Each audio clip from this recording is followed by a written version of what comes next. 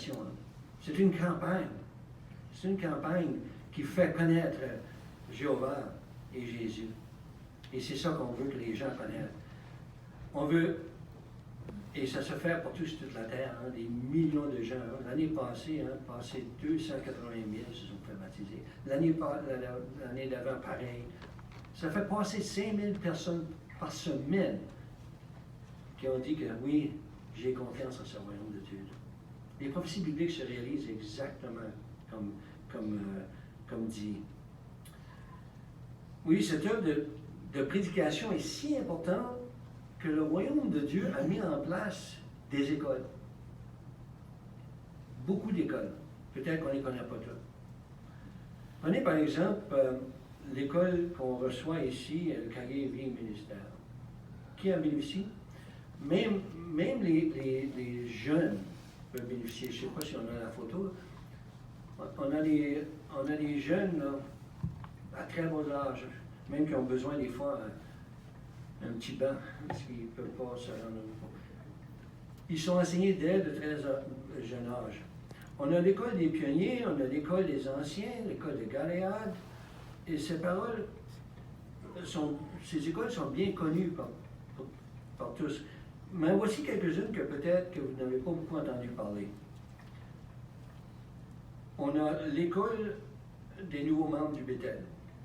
Je ne savais même pas avant de préparer ce discours. Et à chaque semaine, ils sont enseignés aussi au Bethel. C'est une école.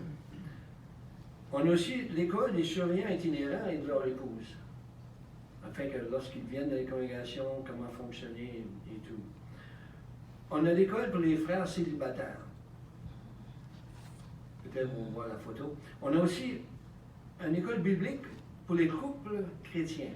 En anglais, on appelle SKA School. Cette école, ce n'est pas des écoles d'une journée ou deux. Hein? L'école SKA School pour les couples, c'est 8 semaines. L'école de Galéade, 5 mois. Et ce n'est pas une école qui a 2-3 heures par jour. On commence à 8 heures le matin jusqu'à 5 heures l'après-midi. Hein? Les frères sont bien enseignés. Je ne sais pas si vous avez déjà suivi une formation professionnelle. La compagnie que je travaille pour m'a envoyé pour 2 semaines. Les coûts étaient 1 300 $ pour 2 semaines. On n'était pas logés et nourris. Pensez aux couples qui vont à l'école de Galéade. 5 mois. À ces coûts, ça coûterait 14 000 $ chaque personne, 28 000 $ par couple. En plus, ils sont logés et nourris. Est-ce que la prédication de la bonne nouvelle du royaume est importante? C'est quoi le but de ces écoles? C'est pour enseigner les frères, les diriger dans différentes places où le besoin est plus grand. Oui. En plus de ces écoles, dans les congrégations, on a des cours de langue. Certains apprennent des langues étrangères. Et il y a 10 écoles qui sont formées comme ça pour diriger nos frères, pour les aider dans la prédication de la bonne nouvelle. Et à chaque semaine, lorsqu'on vient en réunion, on est démontré comment faire des présentations simples afin d'aider les gens. Est-ce que vous êtes d'accord pour dire que le royaume de Dieu est vraiment occupé? Oui, il est vraiment actif. En plus de ces écoles, aujourd'hui, nous avons un site d'Internet, jw.org. Vous savez, ce site offre des littératures en plus de 900 langues. Matthieu 24-14 dit que c'est une bonne nouvelle de prêcher partout sur toute la terre, différentes langues. Ils doivent apprendre à connaître. Et vous êtes d'accord, lorsqu'on apprend la bonne nouvelle dans notre langue maternelle, ça touche le cœur. Donc les efforts sont faits grâce au royaume de Dieu. Oui, le royaume de Dieu, dès aujourd'hui, prépare des millions de gens. Et ce royaume a des représentants visibles sur la terre aujourd'hui. Est-ce qu'on pense à ça souvent? Hein? Souvent, on pense que les princes, que la parole de Dieu nous parle, que ça va juste être un nouveau système. Mais regardez à Isaïe, chapitre 32. Isaïe, chapitre 32, le verset 1 et 2.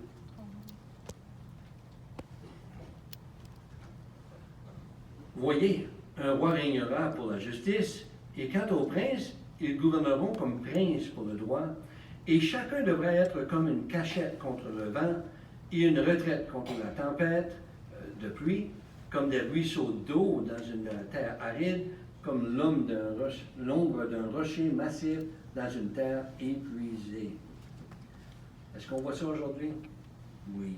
Dans chacune des congrégations des témoins de Jéhovah, il y a les anciens comme des bergers qui protègent le peuple, qui enseignent et apportent du réconfort.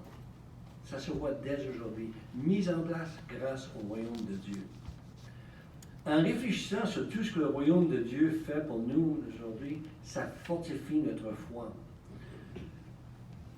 Et lorsqu'on réalise l'époque dans laquelle l'on vit, le temps est maintenant écourté. On vit les derniers jours de ce système de choses-ci. Est-ce qu'on voit l'importance de prêcher la bonne nouvelle du royaume à tous ceux qui veulent l'écouter? Si on n'est pas convaincu, regardons une autre écriture. Romains chapitre 10. Romains chapitre 10 et verset 11 premièrement. On dit que l'Écriture dit, quiconque met sa foi en lui ne sera pas déçu. Donc on est convaincu que si on met confiance dans le royaume de Dieu, on ne sera jamais déçu. Mais regardez le verset 13 à 15. Car tout homme qui invoquera le nom de Jéhovah sera sauvé. Et c'est le but de la prédication. Cependant, comment invoqueront-ils celui à qui ils n'ont pas foi? Et comment aura-t-il foi à celui dont ils n'ont pas entendu parler? Et comment entendront-ils sans quelqu'un qui prêche? Et le verset 15, on nous dit en conclusion qu'ils sont jolis les pieds de ceux qui annoncent la bonne nouvelle du royaume. Est-ce que vos pieds sont jolis? Sûrement ils le sont. Vous êtes ici. Quiconque évoque le nom de Jéhovah sera sauvé. Il faut qu'il apprenne à connaître le nom de Jéhovah. Donc c'est pourquoi toutes ces écoles ont été mises en place et on est encouragé à faire le temps qui nous reste en prêchant, mettant tout le possible pour accentuer le royaume de Dieu. En conclusion, lisons le psaume 145. Psaume 145 et le verset 16 et 17. Le psaume 145, si vous voulez tourner là avec moi. Et le verset 16 et 17 nous dit, « Tu ouvres ta main et tu rassaisis le désir de toute créature vivante. Jéhovah est juste dans toute sa voie et fidèle dans toutes ses œuvres. » On peut vraiment mettre notre confiance en Jéhovah. On ne sera jamais déçu de mettre notre confiance en Jéhovah. Il rassaisit le désir de toute créature vivante. C'est une promesse qui nous fait que si on met le royaume de Dieu en première place dans notre vie, comme Matthieu 6,33 nous dit, on ne sera jamais déçu. Oui, bientôt, le royaume de Dieu réalisera toutes nos espérances fondées sur la Bible. Et nous ne serons jamais déçus pour mettre notre confiance dans ce royaume, le royaume de Dieu.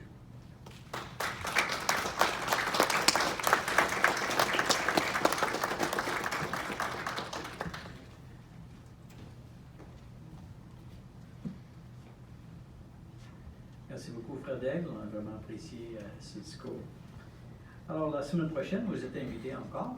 Nous avons un autre discours public qui va être intitulé « La promesse d'un bonheur familial parfait ».